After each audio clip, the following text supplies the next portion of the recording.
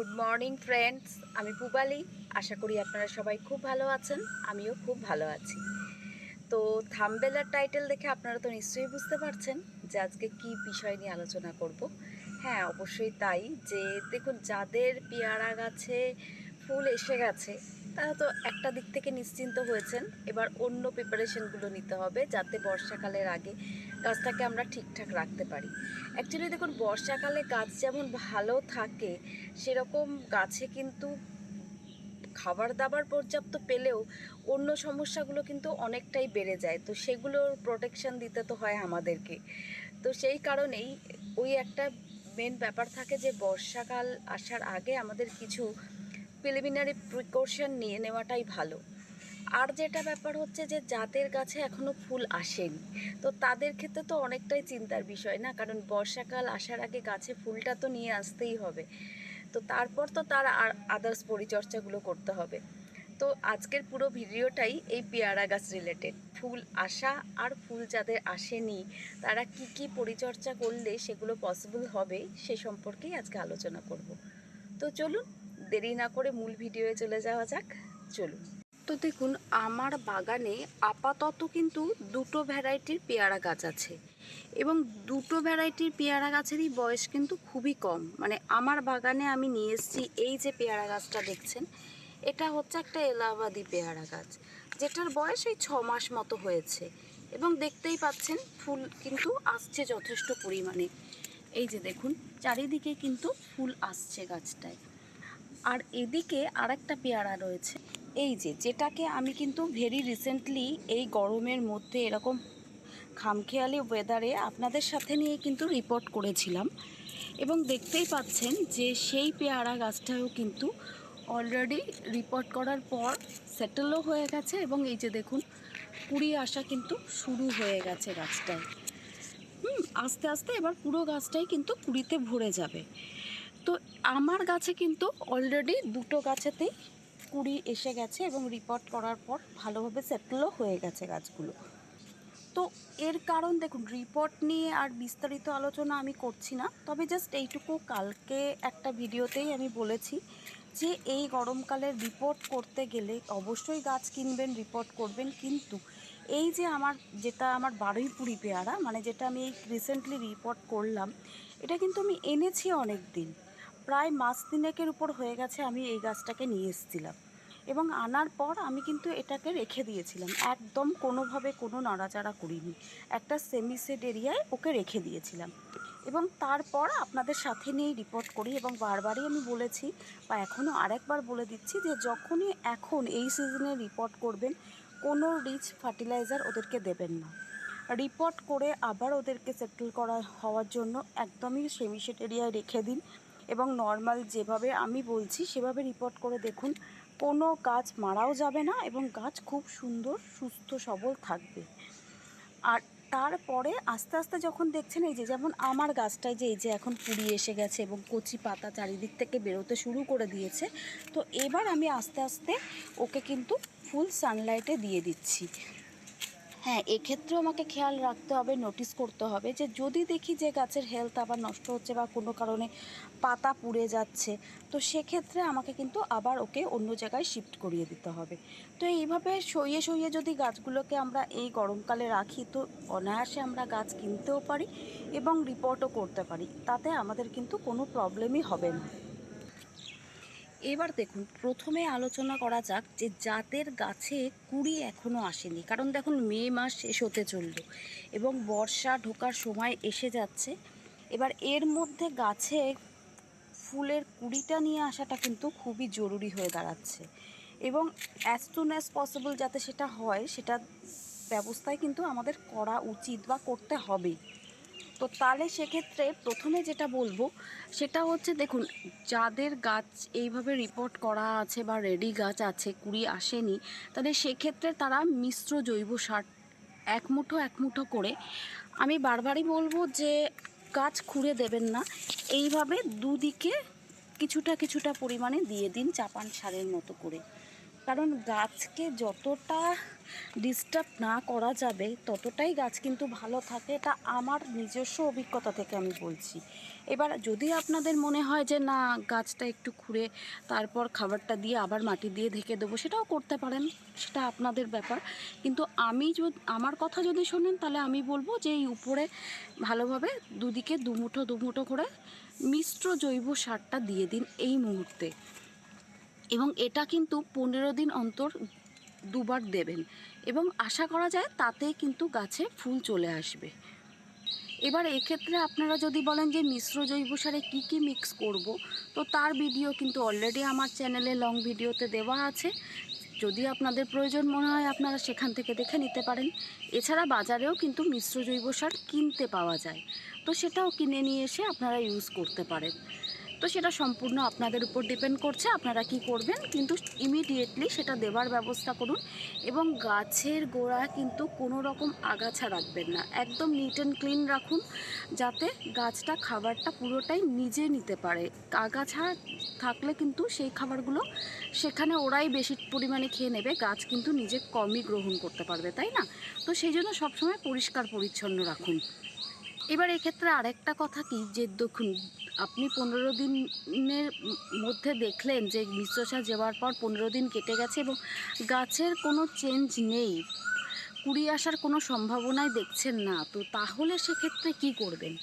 তো আমি সেক্ষেত্রে বলবো, যদি একান্ত সেরকম ঘটনা ঘটে তাহলে বুস্টার 2 ইউজ করুন।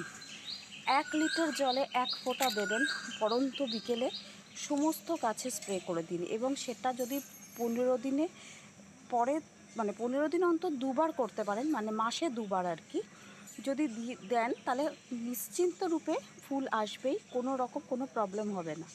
তো যদি মিশ্র জৈব সারে কাজ না হয় তাহলে কিন্তু বুস্টার 2টা ইউজ করুন, না হলে ওতেই হয়ে যাবে, কোনো প্রবলেম হওয়ার কথা না। কারণ আমি কিন্তু আপাতত আমার এই গাছটায় বুস্টার 2 ইউজ করিনি।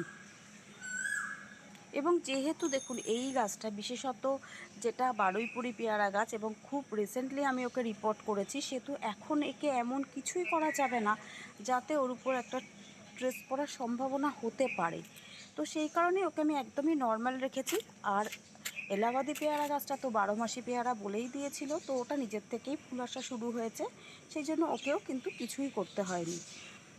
তো এই সামান্য পরিচর্যায় কিন্তু আমার মনে হয় আপনাদের গাছেও প্রচুর পরিমাণে ফুল চলে আসবে বর্ষার আগেই।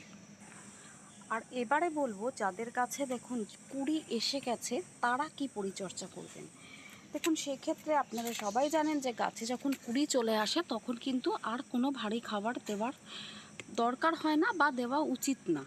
তো সেক্ষেত্রে আমরা এদেরকে কী ধরনের খাবার দেব? এদেরকে এখন যেটা দিতে হবে সেটা নাইট্রোজেন যে খাবারে আছে সেই ধরনের খাবার কিন্তু একদমই দেওয়া যাবে না এই গাছগুলোতে। এবং এদেরকে এখন পটাশিয়াম আর ফসফরাস জাতীয় খাবার দিতে হবে, সেটা মাসে মানে দুবার করে দেবেন, মানে 15 দিন অন্তর অন্তর দেবেন। তো সেক্ষেত্রে আমি যেটা করছি, হ্যাঁ আমি যেহেতু পুরোটাই জৈবভাবে বাগানটা করি, তো পটাশিয়াম জাতীয় খাবার এক্ষেত্রে কলার খোসা ভেজানো জল বা পেঁয়াজের খোসা যদি আপনি একদিন ভিজিয়ে রাখছেন, পেঁয়াজ রসুন এই সবের খোসা ভিজিয়ে রেখে সেই জলটা যদি দিয়ে দিচ্ছেন একটুখানি, একদমই গাঢ়ভাবে দেবেন না, সব সময় এই লিকুইড ফার্টিলাইজারগুলো একটু ডাইলিউট করে দেওয়ার চেষ্টা করবেন। মানে ধরুন হাফ পেঁয়াজের খোসা ভেজানো জল নিলেন, হাফ নর্মাল প্লেন ওয়াটার নিলেন, নিয়ে তারপর সেটাকে দিয়ে দিলেন। এবং সেটা এই পেঁয়াজ বা কলার খোসার জলটা কিন্তু আপনারা 10 দিন অন্তর অন্তরই দিতে পারেন, কোনো রকম কোনো তো সাইড এফেক্ট হবে না, তো সেই কারণে এটা দেওয়াই যায়। তো এইভাবে করতে পারেন। আর যেটা আমি করি সেটা হচ্ছে, আমি বায়ো পটাশটা এখন খুবই বেশি ইউজ করছি, তো যেটা আপনাদের কাছে অ্যাভেলেবেল থাকবে বায়ো পটাশ, তাহলে সেটাও ইউজ করতে পারেন। সেটা 15 দিন অন্তর, একদমই কম, ধরুন একটা, মানে কি বলবো, এরকম একটু এতটা পরিমাণ নিলেন, একটা আন্দাজ করে একটুখানি চারিদিকে ছড়িয়ে দিলেন গাছের, জাস্ট এইভাবে ছড়িয়ে দেবেন জিনিসটা, দিয়ে দিলেন, ব্যাস ওটাই যথেষ্ট। এটা দিলেন। আর ফসফরাসের চাহিদা আমি কিভাবে মেটাই সেটাই আপনাদের সাথে শেয়ার করি, আগেও বহুবার করেছি। এবং দেখুন এক্ষেত্রে যেহেতু কুড়ি এসে গেছে, তো সেক্ষেত্রে আমি যেটা করছি যে আমার তো মাছের উচ্ছিষ্ট আমি অনেকভাবে ইউজ করি। তো তার মধ্যে একটা হচ্ছে যে আমি এগুলোকে রেখে দিই এবং জল দিয়ে ভালো করে পচিয়ে রাখি। তো সেই যে জলটা রেডি হয়ে থাকে সেই জলটা আমি কি করছি, আবার সেই ওই রকম ডাইলিউট করে নিচ্ছি, নিয়ে এটাকেই আমি 15 দিন অন্তর অন্তর পড়ন্ত বিকেলে ওদেরকে খাবার হিসেবে দিয়ে দিচ্ছি। আর অনেক সময় এটাও করি, এই গাছ দুটোর ক্ষেত্রে এখনও সেটা করিনি, সেটা হচ্ছে যে এই যে মাছের যে উচ্ছিষ্টগুলো সেগুলোকে তো আমি অনেক সময় শুকিয়েও রেখে দিই, একটা কন্টেনারে স্টোর করে রাখা থাকে আমার, কারণ আমি বলেইছি যে আমি এটাকে অনেকভাবে ইউজ করি আমার বাগানে। তো সেই যে শুকনো ফার্টিলাইজারটা সেটাও মাঝে মাঝে চারিদিক থেকে ছড়িয়ে দিই।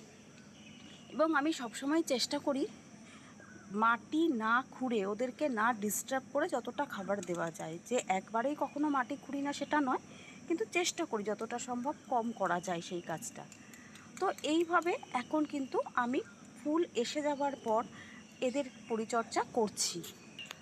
আর লাস্টে বলবো যে এই গাছগুলো যেগুলোতে ফুলের কুঁড়ি এসে গেছে, ফুল ফোটার এখনও দেরি আছে, তারা সেই সব গাছের ক্ষেত্রে কিন্তু আমাদের যেটা করতে হবে সেটা ফাঙ্গিসাইড আর পেস্টিসাইড দুটোই কিন্তু ইউজ করতে হবে 15 দিন অন্তর অন্তর।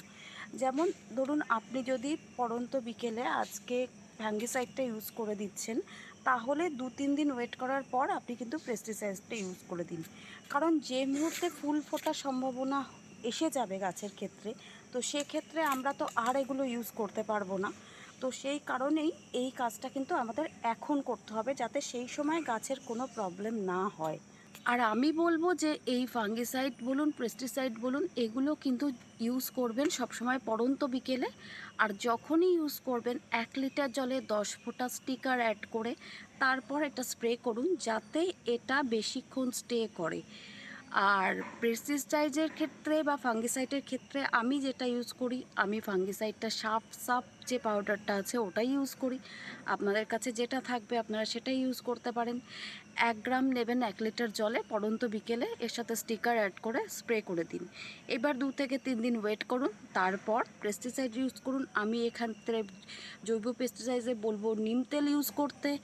যদি আপনাদের কাছে নিম তেল অ্যাভেলেবেল না থাকে, আমি যে পেস্টিসাইডটা ইউজ করি, যেটা আমি নিজের ঘরোয়াভাবে সম্পূর্ণ বানিয়ে নিই এবং যার লং ভিডিও আমার চ্যানেলে আছে, আপনারা চাইলে সেটাও বানিয়ে রেডি করে রেখে দিতে পারেন, সেটাও আপনারা এই গাছে ইউজ করুন এবং প্রচণ্ড উপকার পাবেন। সেটা আমার গাছগুলো দেখে আপনারা নিশ্চয়ই রিয়েলাইজ করতে পারছেন। তো যাই হোক, এইভাবে পেয়ারা গাছের পরিচর্যা করলে আশা করি আপনাদের গাছে পেয়ারায় ভরে যাবে।